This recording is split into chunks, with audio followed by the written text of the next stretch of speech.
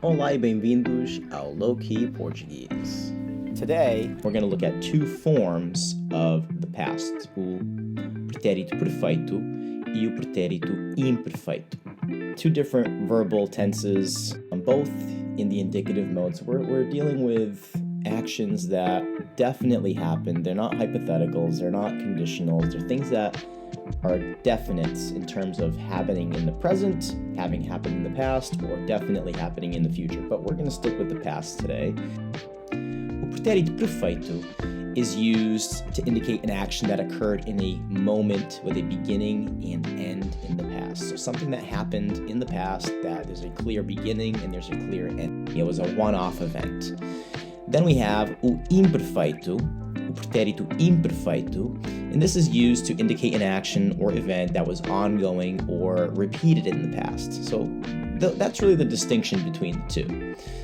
There's not much more that we need to think about in regards to why use one versus the other.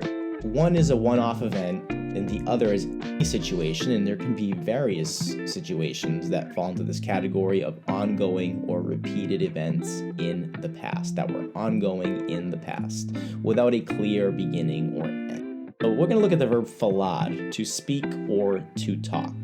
So o pretérito perfeito, so again, this idea of having spoken at some point in the past, that there was a clear beginning and there was a clear end.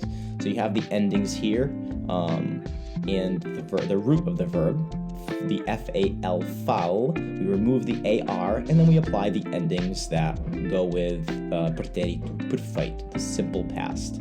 So let's start off with eu falei. Eu falei. Tu falaste. Tu falaste. Ele, ela, você falou. Ele, ela ou você falou.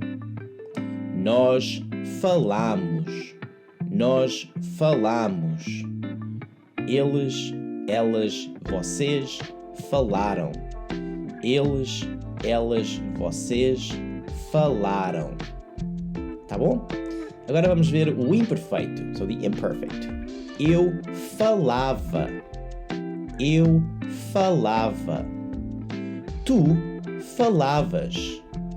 Tu falavas. Ele, ela, você falava. Ele, ela, você falava. Nós falávamos.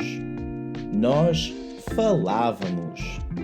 Eles, elas, vocês falavam. Eles, elas, vocês falavam. Tá bom?